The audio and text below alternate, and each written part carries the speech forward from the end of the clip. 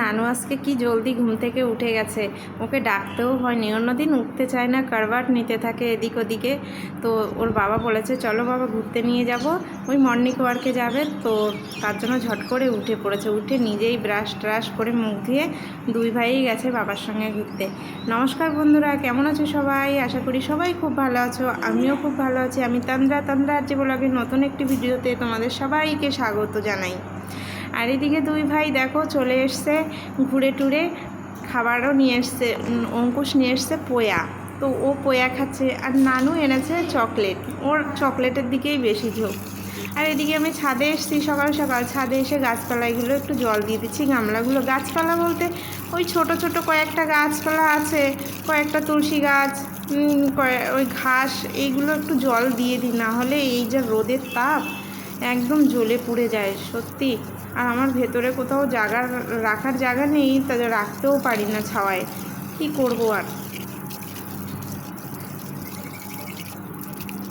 আর এদিকে ছাদে কতগুলো জামা কাপড় ভিজিয়েছি, সেগুলো ধুয়ে আমি দেখো জল ঝরাতে দিয়েছি। আর একটু পরে যা রোদ উঠবে, ছাদে আসাই যাবে না, তো সমস্ত জামা কাপড়গুলো আমি নেড়ে দিয়েছি। আর চিমটা তো জরুরি দিতে হয়, না হলে হাওয়া বাতাস চাইলে কোথায় যে কোথায় উড়িয়ে নিয়ে যায় তা ধারণার বাইরে, আর পাওয়া যায় না। আর আজকে দেখো কি তাড়াতাড়ি রোদ উঠে গেছে, সত্যি একটু পরে আর ছাদে থাকাই যাবে না, এতটার যে রোদের তাপ। এদিকে নিচে চলে এসেছি, ছেলেদের একটু দুধ হরলিক্স করে দিচ্ছি। যে আর দুধটা না খেতেই চায় না জানো তো, দুধটা জোর জবরদস্তি করে খাওয়াতে হয়। মানে অন্য কিছু খেতে গেলে মানে না বলবে না, কিন্তু এই দুধ খেতে গেলে ওদের সঙ্গে মনে করো এক প্রকার লড়াই যুদ্ধ করতে হয়, জোর জবরদস্তি। আর এদিকে আমারও খুব খিদে পেয়ে গেছে, তাই ওই দই পাতিয়েছিলাম ঘরে একটু হালকা মিষ্টি দিয়ে। তো ওই মুড়ি রয়েছে ঘরে, তো ওই তাই দিয়ে একটু আমি খেয়ে নিচ্ছিলাম, খুব খিদে পেয়ে গেছিলো। আর এদিকে আর ওই খাওয়ার বাসনগুলো একটু ধুয়ে নিচ্ছিলাম, নাহলে রেখে দিলে একসাথে অনেক বাসন জমে যায়। বেসিনে বেশি বাসন জমে গেলে মাজতেও খুব অসুবিধা হয় আমার। তো আর এদিকে দেখো আমার বাবারা তো খেয়ে দিয়ে ওই যে পড়তে বসেছে, আর একজন কোথায় গেছে পাচ্ছি না, দেখতে পাচ্ছি না। আর দেখো ঘর দূরের অবস্থায়, বাচ্চা কাচ্চা থাকলে যা মানে এরকম করে জানো, জানি না অন্যরা করে কি না, সারা ঘরে পেন্সিলের কেটে কেটে পেন্সিলের টুকরোগুলো দেখো ছড়িয়ে রেখেছে আমার দুষ্টু বাবাদের কাজবাজ। তো এই দেখো আমি গ্যাস ট্যাস মুছে রেখেছিলাম, সব আগে করে ঠিকঠাক করে রেখেছি গুছিয়ে, কিন্তু ওই ছেলেরা করে। আর আজকে সকালে রান্না বলতে শুধু ভাত করেছি, আর ওই যে কালকের সবজি বেঁচেছিল ডাল আর মাংস, ওটাই গরম করে খাওয়া হয়েছে। আর এদিকে খেয়ে উঠতে না উঠতে দেখি জল চলে এসছে, তো জল তো ভরতেই হবে, না হলে লাইট যদি চলে যায় তাহলে আর জানি না কখন আসবে, আর আসতেও পারে নাও পারে, জলের খুব অসুবিধা জানো তো। তো এই খাওয়ার জলটাই আমি ভরে নিচ্ছিলাম। আর বিকালবেলা, বিকাল না মানে খেয়ে দিয়ে আমি একটু রেস্ট নিচ্ছিলাম, তখনই ওর বাবা আসলো যে সিলিন্ডার, আজকে সিলিন্ডার ভরানোর দিন, গ্যাস ভরাবে, তো ওই গ্যাসটা নিতে এসেছিলো সিলিন্ডার। দেখো আমার নানু বায়না করছে, মুঝে ভি জানায়, যখনই বাবা আসবে তখনই যাওয়ার জন্য বায়না করবে। আর বড় দাদা বায়না করে না, কারণ ও এখন একটু বড় হয়ে গেছে, তো বোঝে, ও আরও ভাইকে বলে যে এখন এই রোদ্রের মধ্যে কোথায় যাবে, এখন যেতে হবে না, এরকম বলে। আর দাদা দেখো আবার খাবার এনেছে, এত খাবার, মানে বাইরের খাবার খেতে খুব পছন্দ করে, ঘরে মানে খেতেই চায় না, কেন আমি বুঝে পারি না। কিন্তু বাইরের খাবার এত খাওয়া কি ঠিক বলো?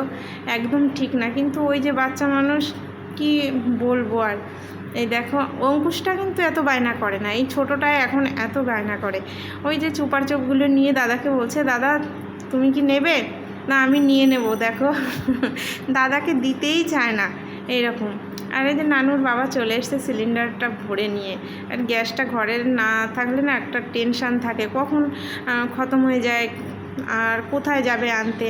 এইদিকে একটু রেস্ট নিয়ে চলে এসেছি আমি রান্না করতে।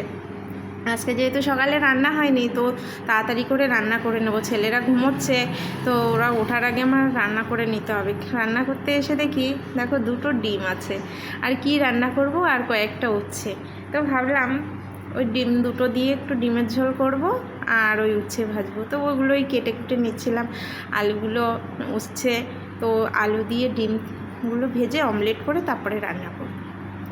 যখন যেরকম থাকে তখন সেরকম করতে হয়। আমি যদি ফোন করে বলতাম যে নেই কিছু, এনে তো দিত অবশ্যই, কিন্তু এই সময়টা এখন যেরকম যা আছে আমার রান্নাও করতে হবে তাড়াতাড়ি, তো নিজেই ম্যানেজ করে রান্না করলাম। আর আমি ওই যে পেঁয়াজ কাটছিলাম, আমার চোখ ভীষণ জ্বলে যাচ্ছিলো। এদিকে সমস্ত কিছু গুছিয়ে গেছে নিয়ে আমি রান্না বসিয়ে দিয়েছি। আগে উচ্ছে আলুটা ভেজে নিয়ে তারপরে ডিমের ঝোলটা বসাবো। এত গরম লাগছিল তার ধারণার বাইরে। পাংখা চলছে কিন্তু পাংখার হাওয়াও মানাচ্ছে না।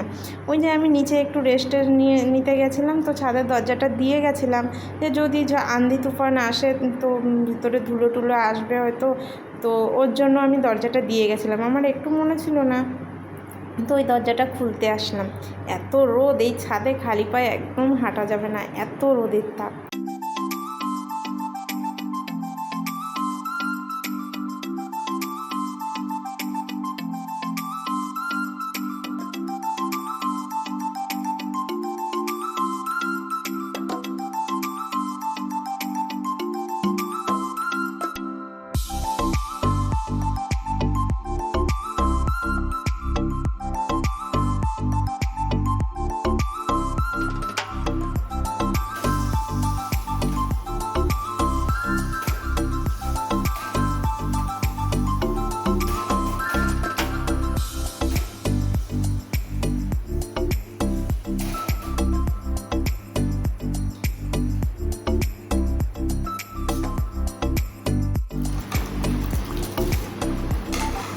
এদিকে ভাতের জালটাও উঠে গেছে, তো চালটাও ঢেলে দিলাম। আর এদিকে তরকারিটাও প্রায় হতে গেল। দেখো একটু ঝোল ঝোল রাখবো, যেহেতু এক তরকারি এক ভাজা, তো আর আমাদের একটু ঝোলটা বেশি খায়, শুকনো শুকনো খেতে পারে না, তো ওই জন্য ঝোলটা একটু বেশিই রাখবো।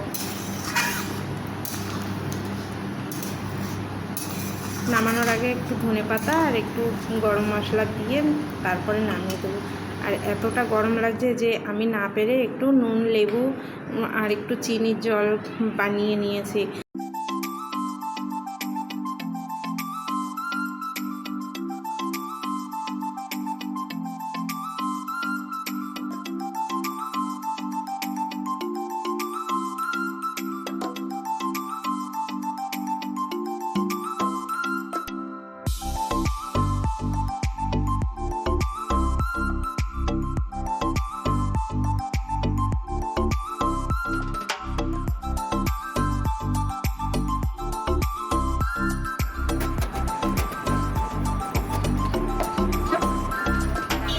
আজকে খুব তাড়াতাড়ি রান্না করে নিয়েছি, কারণ সকালে তো শুধু ভাত করেছিলাম আর কালকে ডাল মাংস ছিল, তো ওটাই খাওয়া হয়েছে। আর ওটা যদি রেখে দিতাম তাহলে কিন্তু আবার যদি কিছু ছোট সংসারে কিছু রান্না করলে বেঁচে থাকে, আর ওর জন্য ভাবলাম তো এখন সকালে খাওয়া যাক, তো পরে রান্না করব। তো পরে বলতে মানে একবারেই রান্না করেছি, বিকালের আগেই রান্না করে নিয়েছি। তো রান্নাবান্না কমপ্লিট, গ্যাসটা সব কিছু মুছেও নিয়েছি। তো চলো তোমাদের আর একবার দেখিয়ে দিই। দেখলে তো কী রান্না করেছি, আবার আর একবার দেখি। আর এদিকে কিন্তু দেখলে তো এই যে কী রান্না করেছি, এই সবজি আর এই উচ্ছে ভাজা। আর এদিকে কিন্তু আমি রান্নার সাথে সাথে সমস্ত বাসন টাসন মেজে কমপ্লিট করে নিয়েছি, নাহলে অনেক তাহলে বন্ধুরা আজকের মতো ভিডিওটি এই অবধি রাখছি। আবার দেখা হবে অন্য কোনো একটি নতুন ভিডিওর সাথে।